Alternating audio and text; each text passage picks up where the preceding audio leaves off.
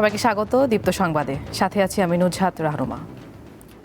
Israel ও যুক্তরাষ্ট্রের যৌথ বাহিনী গত 11 দিনে কমপক্ষে 10,000 বেসামরিক স্থানে বোমা হামলা চালিয়েছে এবং 1,300 জনেরও বেশি বেসামরিক মানুষকে হত্যা করেছে বলে দাবি করেছে ইরান। তেহরানের গভর্নর জানান, যুক্তরাষ্ট্র ও ইসরায়েলের হামলায় আবাসিক এলাকা এবং শহরের গুরুত্বপূর্ণ সরকারি অবকাঠামোগুলো লক্ষ্যবস্তু করা হচ্ছে। এদিকে বুধবারও ইরানের রাজধানী তেহরান সহ বিভিন্ন শহরে নতুন করে বিমান হামলা চালিয়েছে ইসরায়েল। জবাবে ইসরায়েলের বিভিন্ন শহর এবং মধ্যপ্রাচ্যে মার্কিন সামরিক স্থাপনা লক্ষ্য করে 37 দফা হামলা চালিয়েছে আইআরজিসি। ইসরায়েলের হাইফা, তেল আবিব ও জেরুজালেমে নতুন প্রজন্মের হাইপারসনিক ক্ষেপণাস্ত্র ব্যবহার করে কয়েক স্তরের হামলা চালিয়েছে ইরান।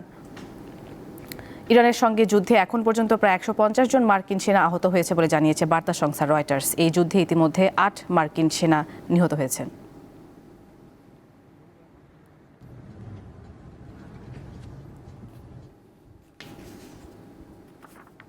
চট্টগ্রামে এক গার্মেন্টস ব্যবসায়ীর কাছ থেকে চাঁদা না পেয়ে প্রকাশ্যে বাসভবনে গুলির ঘটনায় শীর্ষ সন্ত্রাসী বড় সাজ্জাদের সহযোগী আব্দুল কাইয়ুম রিমন সহ 3 জনকে গ্রেফতার করেছে পুলিশ। মঙ্গলবার আগ্রাবাদ সহ বিভিন্ন স্থানে অভিযান চালিয়ে গ্রেফতার করা হয়। এ সময় তাদের কাছ থেকে 3টি বিদেশি অস্ত্র জব্দ করে পুলিশ। প্রাথমিক জিজ্ঞাসাবাদ শেষে ব্যবসায়ীর বাড়িতে চাঁদার জন্য গুলি করার কথা স্বীকার করেন গ্রেফতারকৃতরা। মঙ্গলবার রাতে সংবাদ সম্মেলনে জানানো হয়, গ্রেফতারকৃত সন্ত্রাসীরা দীর্ঘদিন ধরে বিদেশে পালিয়ে থাকা বড় সাজ্জাদের নির্দেশে চাঁদা আদায়ে নেমেছে।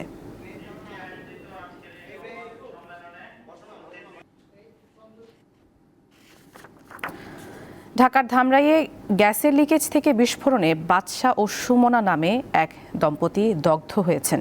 আহতদের মধ্যে গৃহবধূ সুমনার শরীরের শতভাগ পুড়ে গেছে বলে জানিয়েছে ফায়ার সার্ভিস। মঙ্গলবার রাত 10:30টার দিকে ধামরাই পৌর এলাকার কিষাননগরে এই ঘটনা ঘটে। ফায়ার সার্ভিস জানায়, ধামরাই পৌর এলাকার কিষাননগরের বাদশা মিয়ার দোতলা বাড়ির নিচতলার রান্নাঘরে গ্যাসের লিকেজ থেকে এই বিস্ফোরণ ঘটে। এতে দগ্ধ হন বাদশা মিয়া ও তার স্ত্রী সুমনা বেগম। স্থানীয়রা তাদের উদ্ধার করে প্রথমে সাভার এনা মেডিকেল কলেজ হাসপাতালে পাঠান, পরে তাদের ঢাকা মেডিকেল কলেজ হাসপাতালের বার্ন ইউনিটে নেওয়া হয়।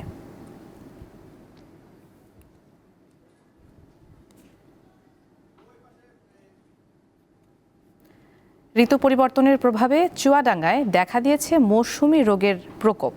দিনে গরম আর রাতে ঠান্ডার কারণে জ্বর, সর্দি, কাশি, নিউমোনিয়া ও ডায়রিয়া সহ বিভিন্ন রোগে আক্রান্ত হয়ে প্রতিদিনই হাসপাতালে ভর্তি হচ্ছেন অনেকে। বেশিরভাগই রয়েছেন শিশু ও বয়স্ক। চুয়াডাঙ্গায় আবহাওয়া পরিবর্তনের প্রভাব পড়েছে জনস্বাস্থ্যে। গত 2 সপ্তাহ ধরে দিনে তাপমাত্রা বাড়লেও রাতের দিকে এখনো শীত, ফলে বেড়েছে বিভিন্ন রোগের প্রাদুর্ভাব। হাসপাতালে বাড়ছে রোগীর চাপ। বেলা জ্বর আসে, এসে ওই জ্বরে আমার কাঁপুনি হয়, থরথর করে কাঁপি। আমার 1 সপ্তাহ ধরে জ্বর আসছে, আমি ওষুধ খাচ্ছি, ছাড়ি যাচ্ছে, আবার আসছে, খাচ্ছি, ছাড়ি যাচ্ছে, আবার আসছে। ঠান্ডা, জ্বর, কাশি এই সমস্যা আমাদের পারিবারিকভাবেও দেখা দিয়েছে, পাশাপাশি প্রতিবেশী যারা আছে তাদেরও আমরা দেখছি যে একই রোগে আক্রান্ত হচ্ছে। গত 1 সপ্তাহে জেলা সদর হাসপাতালের বহির্বিভাগে প্রায় 5,000 রোগী চিকিৎসা নিয়েছেন। 25 ফেব্রুয়ারি থেকে 9 মার্চ রাত 10টা পর্যন্ত 13 দিনে শিশু ও ডায়রিয়া ওয়ার্ডে ভর্তি হয়েছে 553 জন। এর মধ্যে শিশু ওয়ার্ডে ভর্তি হয়েছে 313 জন এবং ডায়রিয়া ওয়ার্ডে ভর্তি হয়েছে 340 জন। শিশু রোগী আমাদের প্রতিদিনই 300 ক্রস করে, কোনো দিন 350 ক্রস করে যায় আউটডোরে। আর ইনডোরে আমাদের 2টা শিশু ওয়ার্ড মিলে ভর্তি সংখ্যা 50-60 জন থাকতেছে এই প্রতিদিন। দিনের গরম ও রাতের ঠান্ডার তীব্র ব্যবধানের কারণেই এসব জটিলতা দেখা দিচ্ছে বলে মত বিশেষজ্ঞদের। এখন যেহেতু আবহাওয়া চেঞ্জ হচ্ছে, সেই হিসাবে আমাদের অনেক সতর্ক থাকতে হবে। বাচ্চা যাতে না ঘামে সেদিকে খেয়াল রাখতে হবে, একটু খোলামেলা পোশাক পরে রাখতে হবে, আবার ঘামে না যেন সেদিকেও খেয়াল রাখতে হবে। যেহেতু ডায়রিয়া খুব বেশি হচ্ছে এই সিজনে, কাজেই সেই ক্ষেত্রে সবসময় পরিষ্কার পরিচ্ছন্ন থাকতে হবে, ফ্রেশ খাওয়া দাওয়া দিতে হবে। 6 মাসের নিচের বাচ্চাদেরকে শুধুমাত্র মায়ের দুধই খাওয়াবেন। চিকিৎসকদের পরামর্শ, ঋতু পরিবর্তনের এ সময় শিশু ও বয়স্কদের সুস্থতায় দরকার বিশেষ যত্ন। ঠান্ডা এড়িয়ে চলার পাশাপাশি পরিষ্কার পরিচ্ছন্ন থাকা এবং উপসর্গ দেখা দিলে দ্রুত চিকিৎসকের শরণাপন্ন হওয়ার আহ্বান জানিয়েছেন তারা। সাইফুর রহমান শিশির, দীপ্ত বার্তা কক্ষ। রেশনিং পদ্ধতিতে আজও চলছে জ্বালানি তেল বিক্রি। দর্শক, আমরা এই বিষয়ে আরও বিস্তারিত জানতে চাচ্ছি। আমাদের সাথে যুক্ত হচ্ছেন সহকর্মী দিলশাদ অ্যানি। অ্যানি, আজকে পাম্পগুলোতে কি অবস্থা দেখতে পাচ্ছেন? সার্বিক চিত্র জানাবেন।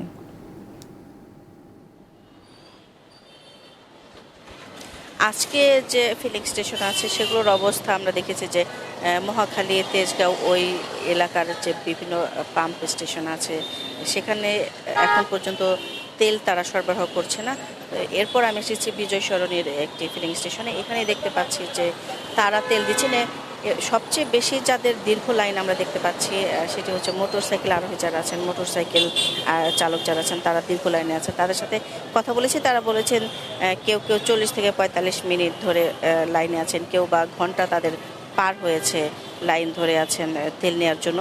আর গাড়ির বিষয় যদি বলতে চাই, এই পাম্পটিতে একসাথে 6 থেকে 8টি গাড়ি একসাথে তেল দিতে পারে, যে জন্য গাড়ি সেই লম্বা লাইন না থাকলেও এবং দীর্ঘক্ষণ লাইনের বিষয়টি না থাকলেও মোটরসাইকেলের যে বিষয় সেই বিষয়ে আমরা দেখেছি একটু উল্টো চিত্র।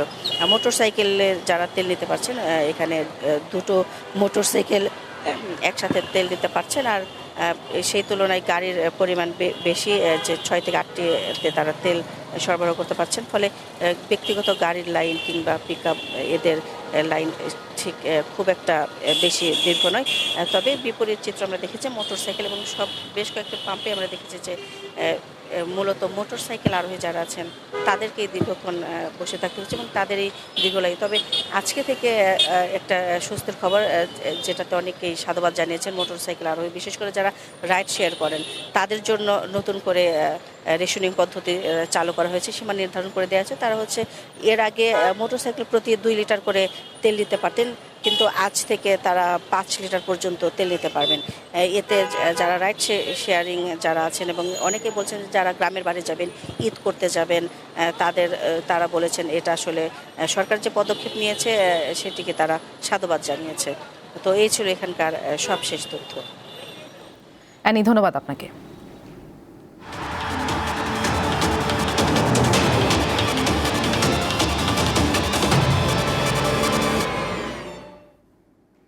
খেলার খবর।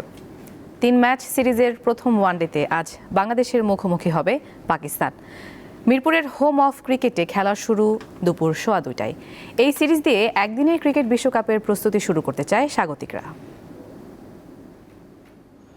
পাক্কা 5 মাসের বিরতি শেষে আরেকটি ওয়ানডে সিরিজ খেলতে নামছে বাংলাদেশ। মাঝে টি-20 বিশ্বকাপ নিয়ে হয়েছে কত সব ঘটনা। সামনে একদিনের বিশ্ব আসরের প্রস্তুতি, মূল টুর্নামেন্ট খেলতে হলে থাকতে হবে সেরা 8-এ। তাই হাতে থাকা 22 ম্যাচের 15টি জিততে হবে ভালোভাবে। পরিসংখ্যান বলছে শেষ 3 সিরিজে একবারও 50 ওভার পুরোপুরি খেলতে পারেননি ব্যাটাররা। তবে এসবকে পাত্তা দিচ্ছেন না অধিনায়ক মেহেদী হাসান মিরাজ। ব্যাটসম্যানদেরকে বেশি রেসপন্সিবিলিটি নিতে হবে এবং আমার কাছে মনে হয় যে আমরা ওইভাবে প্ল্যানিং করছি। অবশ্যই টিমের যেটা বেস্ট কম্বিনেশন হয় সেটাই আমরা চেষ্টা করছি এবং সেটাই আমরা করব, কারণ এন্ড অফ দ্য ডে আমাদের রেজাল্টটা খুব ইম্পর্টেন্ট। কারণ যেহেতু আমাদের সামনে ওডিআই ওয়ার্ল্ড কাপ, আমাদের র্যাঙ্কিংটাও খুবই ইম্পর্টেন্ট। আমার কাছে মনে হয় যে পারফরমেন্সটা খুবই ইম্পর্টেন্ট প্রত্যেকটা প্লেয়ারের জন্য এবং চ্যালেঞ্জটা খুব ইম্পর্টেন্ট। তারুণ্য নির্ভর এক দল নিয়েই বাংলাদেশ সফরে এসেছে পাকিস্তান। দলের একাধিক সিনিয়র ক্রিকেটারদের পরিবর্তে উদীয়মান নতুন 6 প্রতিভাকে বাজিয়ে দেখার লক্ষ্য সফরকারীদের। একই সাথে 11 বছর পর বাংলাদেশের বিপক্ষে দ্বিপাক্ষিক ওয়ানডে সিরিজ খেলতে এসেছে ম্যান ইন গ্রিনরা। সেবার বাংলা ওয়াশের কথা এখনো ভোলেননি তারা।